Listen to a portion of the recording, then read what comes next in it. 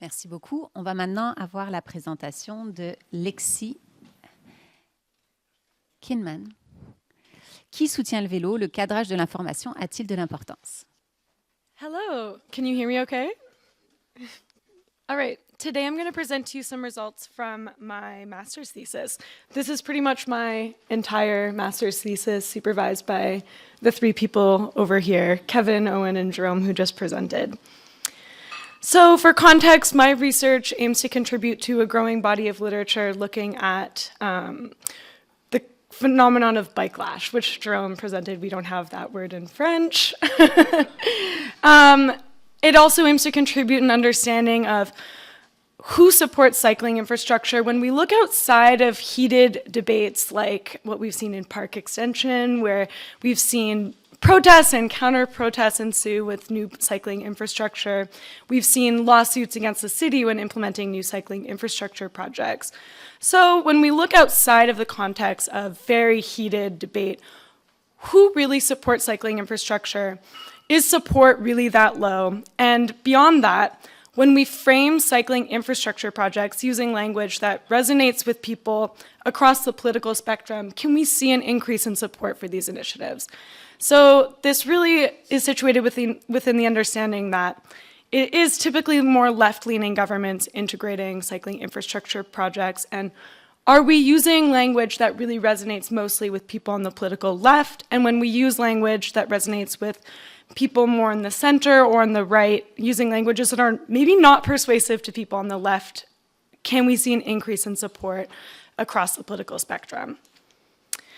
So I'm going to just use a quick example at the beginning today just to situate this research. When we're going to look at how the City of Montreal has framed the REV on their website. So we can see here they're really framing using language around reducing greenhouse gas emissions, vitalizing neighborhoods, and promoting health and reducing air pollution. I'm going to come back to that later. So has anyone here heard of moral foundations theory? Put up your hand if you have heard of it. Okay, some lab mates and people who've seen me present before. Awesome. Okay, so this is the approach that we've used to uncover which moral values people are motivated by. Which moral values we can use in how we talk about cycling infrastructure projects to better understand how we can frame them. So moral foundations theory is borrowed from social psychology, which posits that there are 6 foundational morals that influence how we make decisions. So people's decision-making and motivation are, you make decisions and reactions really quickly, often by language that you see or hear. So moral foundations theory posits that there are 6 foundational morals, so care, fairness, liberty, in-group loyalty, purity, and authority, and that these influence how we feel about things like policy. So what it's really about is about a sensitivity to ideas. So care is about a sensitivity to preventing harm. You want to protect people. Loyalty would be about protecting your in-group. So if you wanted to frame something using loyalty, you'd want to emphasize protecting your children, your neighbors, your community. Maybe you could create an in-group within your own city. Whereas purity would be about promoting cleanliness and reducing risk of disease. And this has been used when framing environmental policy quite successfully by emphasizing dirty emissions and promoting clean air. Now, moral foundations theory also suggests that the moral values have political leanings. So people on the political left have a very high emphasis on care and fairness values, whereas those on the political right are said to have a more moderate level of support for all 6 moral values. Now, this is also based on a North American context, and this is different and has been validated in different contexts, and we might see different political leanings. Also, research has found that when you look at specific subject areas like environment, for example, you might see different values emphasized by people in different places on the political spectrum. I think it's moving automatically. Okay. So, for example, when you look at environmental policy, research has found that the loyalty value resonates across the political spectrum quite highly. So maybe around protecting your in-group. research has also found that when you frame environmental policy using the purity value, for example, we've seen an increase in support for controversial environmental policies amongst the political left.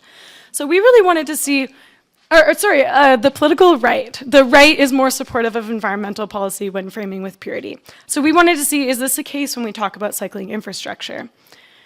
So because I'm going to talk to you today about how you can frame cycling policies and cycling infrastructure communications using moral values, I'm going to share with you this tool called the Moral Foundations Dictionary, which provides language you can use to frame in using specific moral values. So if you're going to emphasize care, for example, you'd want to use language like protect and vulnerable and preventing harm.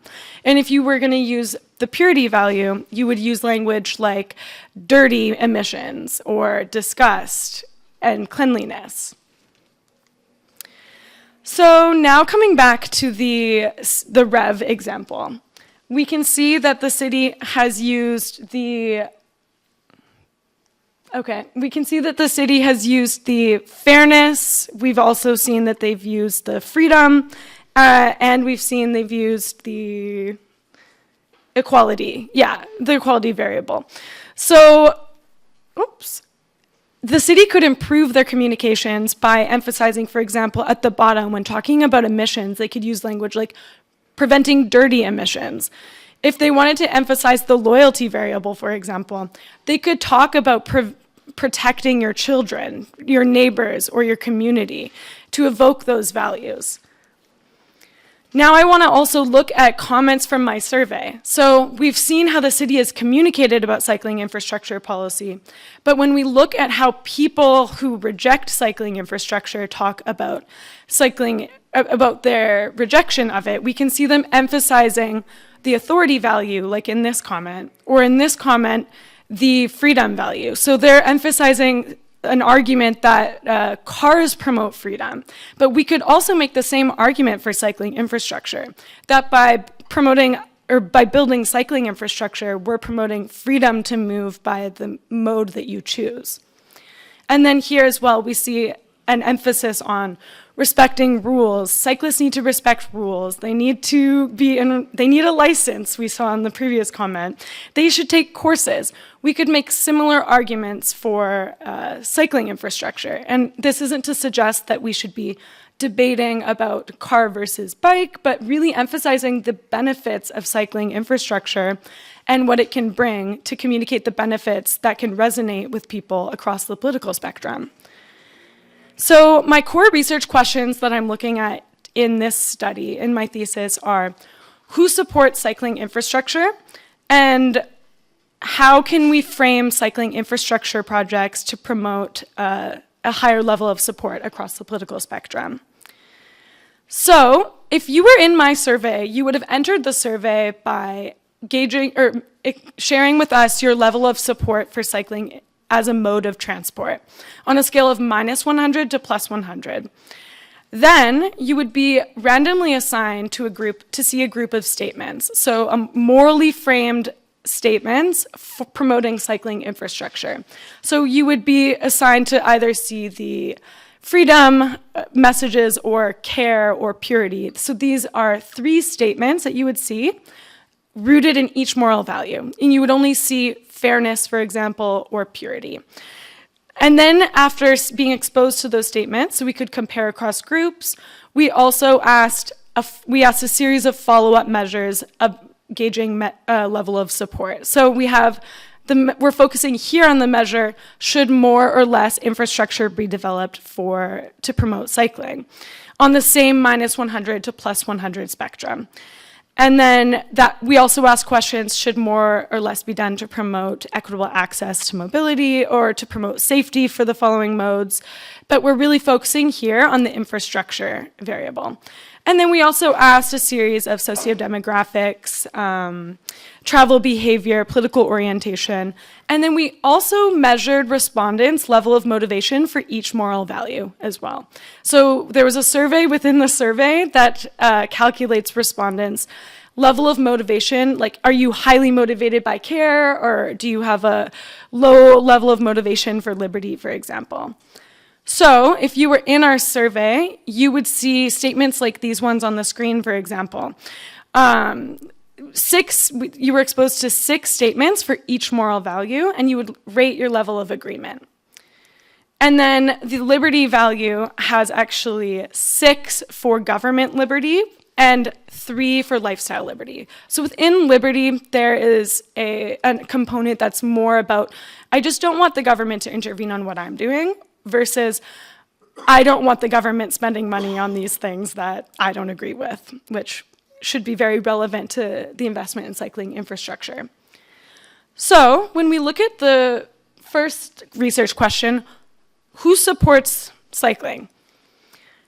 Just when you enter the survey, the first question we ask, I shared with you the general support for cycling as a mode of transportation. We can see, this is on the -100 to +100 scale. We can see that those who are on the political right have a much lower level of support, sitting right around 0. It could be worse.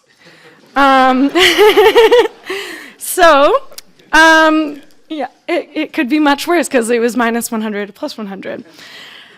So we see that those who cycle more often are more supportive of cycling, and we see that those on the left are more supportive of cycling at baseline, as well as those in this political center.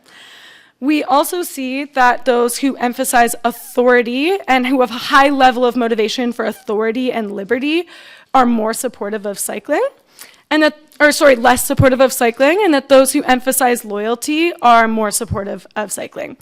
Now, this might be interesting since we have such a high level of support on the left. The loyalty variable, for example, this could be related to what we found, or what the previous research has found, not me, emphasizing that within the context of environmental research, or environmental topics and policy, that the loyalty value is really important. And now for the next chapter, how does framing affect how people feel about cycling? So, this is after being exposed to cycling infrastructure messages, we measured level of support for cycling infrastructure. So if you were exposed to one of the statements, if you were assigned, for example, to the fairness group or the liberty group, these are examples of the statements that you would see. So really emphasizing for fairness, children, we try to evoke that argument. We know that people should care when we're talking about making travel safe for children. They're not creating this risk on the road. To make cycling more fair for marginalized groups, we should have more protective cycling infrastructure, along with 2 other statements in addition to that. Whereas for liberty, we tried to emphasize the value of being able to choose when you're cycling. You should be able to choose which mode of transportation you're taking, so framing it using the libertarian argument. And then our findings from this study were that when we frame for politically neutral respondents, so people who sit in the center of the political spectrum, we found that loyalty and fairness were particularly compelling. And when we look at those on the right, pretty much every message except for care had a positive effect on their level of support. Those on the political left were not moved. They were not really affected by framing whatsoever. So the findings from this the overall findings from this research are that moral foundations theory can be a really interesting way of looking at controversial policies. We've looked at cycling here. This can be an interesting way of understanding what undergirds political orientation. We know that there's the left and right level of support for cycling, but what is underneath that? And we also believe that moral foundations theory can be a useful tool for depolarizing cycling discourse. Okay, and for future directions, we really want to know from you all later today, how can this be useful to municipalities? How can this be useful for other subject areas? Could this be useful when we talk about densifying neighborhoods, for example? Different ways of using these findings to understand how we can talk together about new infrastructure projects and developments that are aiming to benefit our communities. Okay, thank you.